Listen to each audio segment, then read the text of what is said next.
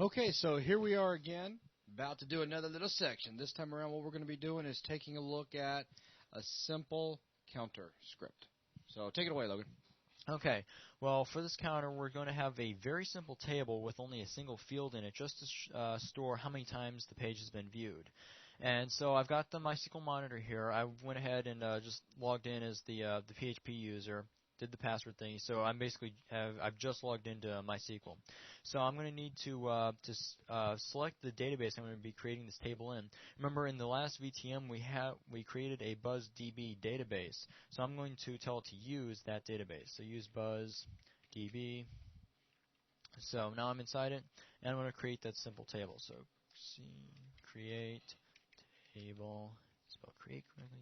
Create table, and we'll call it counter. We'll put one field in it, num views, and that num views is going to be a num views int unsigned. So an integer, you're never going to have a negative number of views on a page. So I'm just making an unsigned integer, and that should. Oh yeah, check this out. Yeah, I logged in as the PHP user, and I don't have permission to actually create a table. That's right. So let me exit out, and just log in with the default version. And as you can see, even though one thing that's cool about the MySQL monitor is even though I exited and then re-entered it, just by pressing the up arrow a few times, I could go and scroll through the backlog of stuff I've typed. So I can go ahead and I've already typed that, so I don't have to type it again. And I forgot this. Yeah, okay. In order, use the correct database. Second, create the table. There we go. Oh, query OK.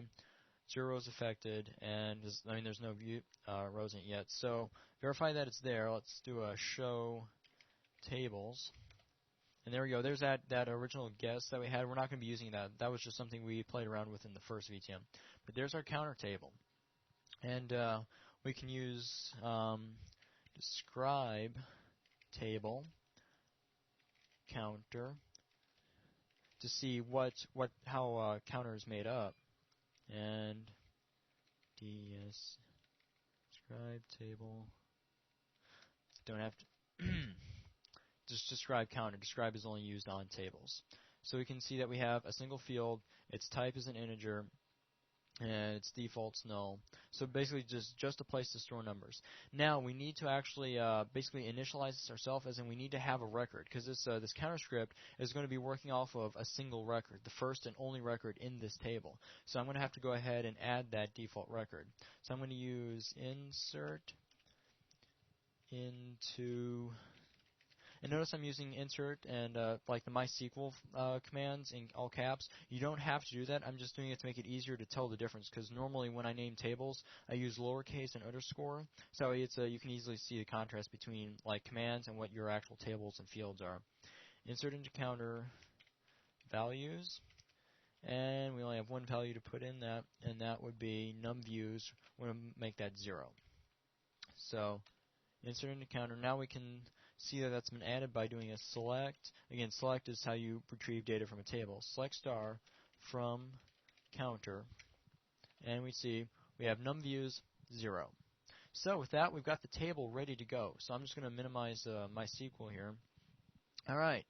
Now we need to actually load up. Let me bring context back, and we're going to. I can leave those open just for reference. But all right, so we know how to establish a connection, but now we need an actual script to not only establish a connection, but then actually use it. Now, since I've already typed these two lines out, basically bringing in those variables to use in the database and then actually establishing the connection, I'm going to grab those out real quick and just copy them, because we're going to be using these exact lines in all scripts that use the database. So I'll start a new file, start a PHP tag, and paste those in. And so I'll go ahead and set the highlighter to PHP. There, so now I've got establishing a connection to the database. So if this runs properly, I do have a connection. But there's one more thing, one last thing that PHP is going to need before it can actually work with data in a database. We need to tell what database to use. Basically the same thing as when we say use BuzzDB. We have to do that here. And remember, we had that fourth variable the name of the database we're going to be using. So we already have that there. We just need to actually put it into action. Now, this is another one of PHP's built-in MySQL functions. It's MySQL select DB.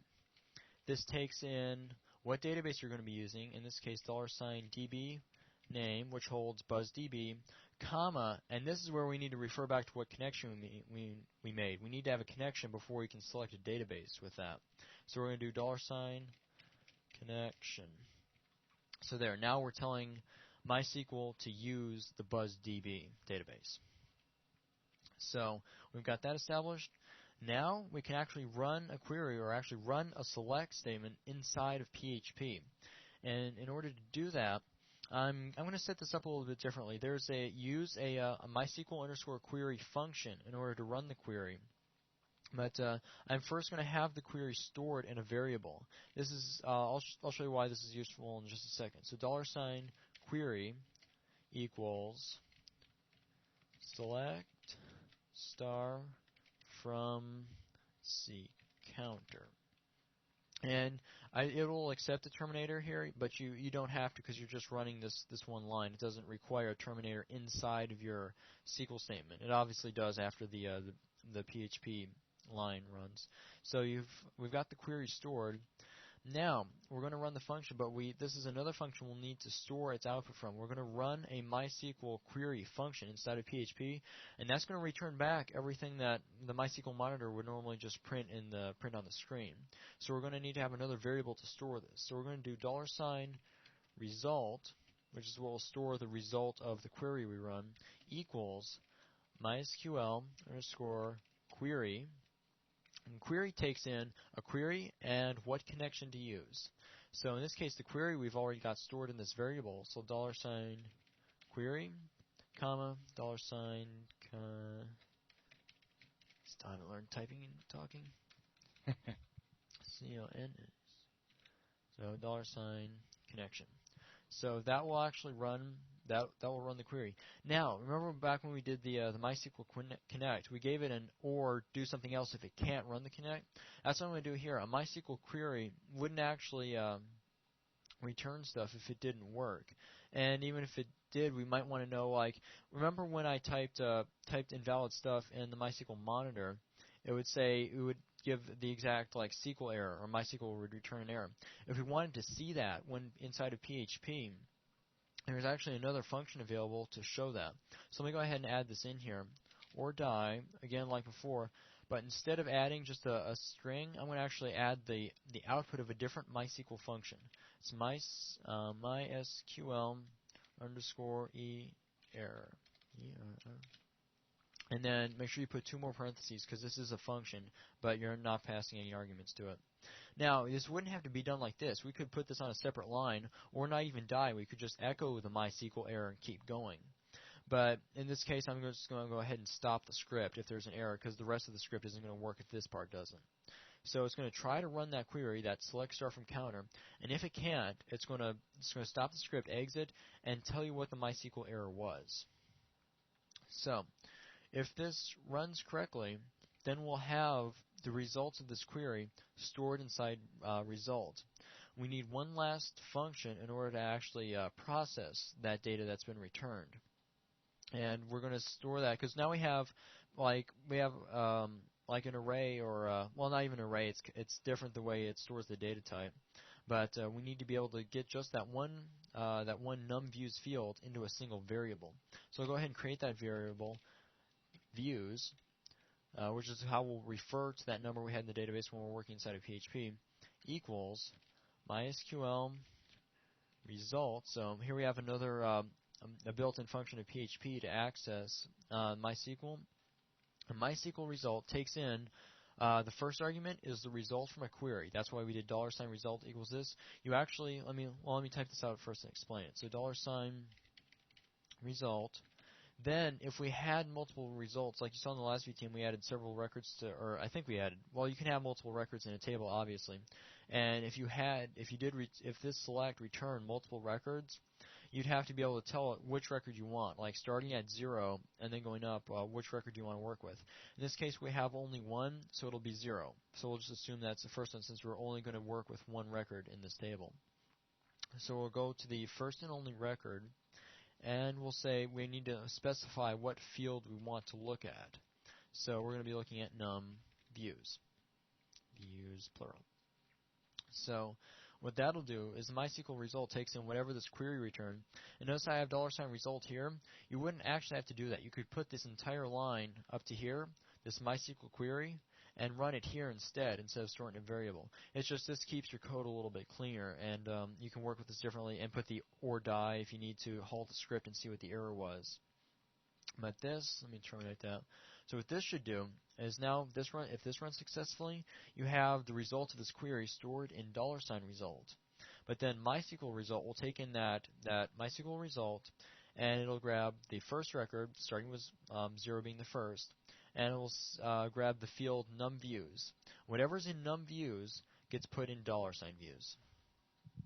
So with that, we have $views, which in this case would be 0 because that's what we set it to. So what we need to do, okay, this is a counter. We have 0 views. So obviously, since this is running inside a PHP script, which is going to be used to generate a page, and that page is being viewed. So we need to increment that views. So $views was 0, views plus plus. So increment it. Now we've got a view if this was the first time that the script ran. So now... But by the way, just letting you guys know out there, $views plus plus is the same thing as saying, here he goes. He's going to write it out for you now. $views. I'm sure you would have rather had him explain it instead of me sit here and type. Oh, that's okay. +1? +1. Same thing. Okay, same exact thing. It's just programmers get kind of lazy from time to time. Actually, just being fast and efficient, we don't like typing so much. So views plus plus is the same thing as saying views equals views +1. Okay, so we've got that.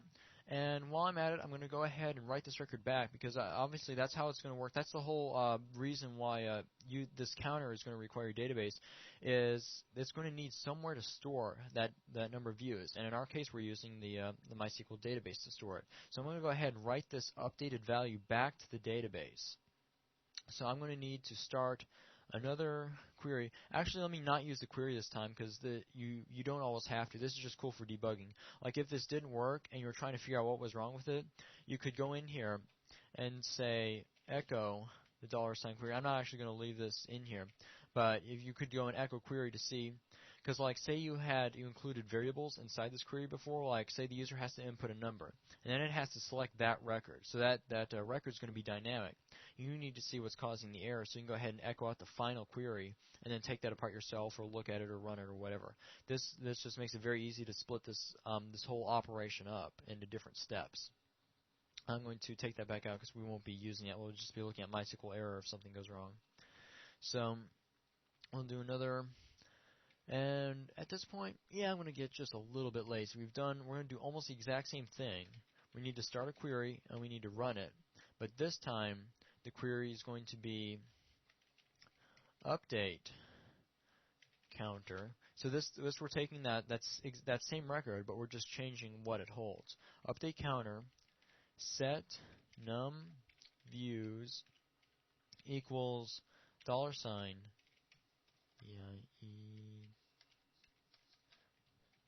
Pardon typing. So we've got whatever was in the database incremented by 1. Now we're saving it back. So the query is now update the counter, set num views equals whatever our current views is. In this case, if it was the first time the script being run, this would be 1. So then we'll go ahead and run that, and here, let's see, this isn't going to return any useful data to us, so we're actually going to take the $result part out, because if it runs and doesn't error, that's it. We've added the correct data. We're not going to be getting data from an update. So we'll go ahead and save that out, and then finally, we'll tell what's in $views. Actually, show the browser. So echo, and just go ahead and start a string. This page has been viewed, and then I'll leave a space. I'll end that off. I wouldn't have to use the concatenate here. You see, we use that $views. As long as you're inside a string that starts with double quotes, and you type $some variable, that variable will actually get evaluated. It would be numViews equals 1 or 10. It wouldn't be numViews equals $numViews when the script actually runs. But you can use concatenate like if you're doing like a mathematical expression or something that you need to be tacked onto the end of this. It's just a different way of doing it, or if you were using different quotes. $views. See, this is basically splitting out of it. You could do anything at this point that could be tacked onto the string, and then go back into the string and say, so it's been viewed $views times. So we've got a line that'll just basically look like a counter. This page has been showed whatever times. And with that, providing everything was typed right, that will finish this script. Now all you got to do is save it out and run it, and obviously debug it. So go ahead and save it, and we'll put this under, okay, we were under Apache last time. I need to go back all the way up to webroot and save this right in webroot. We'll call this counter.php. Save it out and load up a web browser. And 127.1/counter.php. And if I didn't type anything wrong, let's see. Might have typed, see that, or the browser is going funky again. Yeah, but normally when it's running on localhost, it takes no time. 27.0.0.1.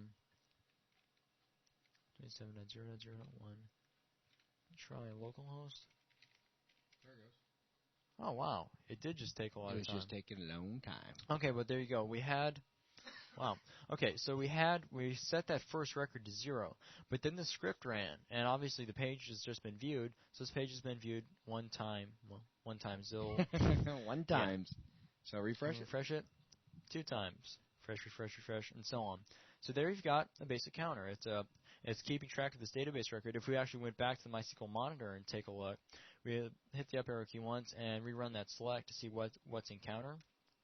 NumViews is 6. So now we're actually using a browser basically to access a page that in turn accesses our database. And we're actually updating information in that database. Yep, that's exactly it. So this is kind of the start of it.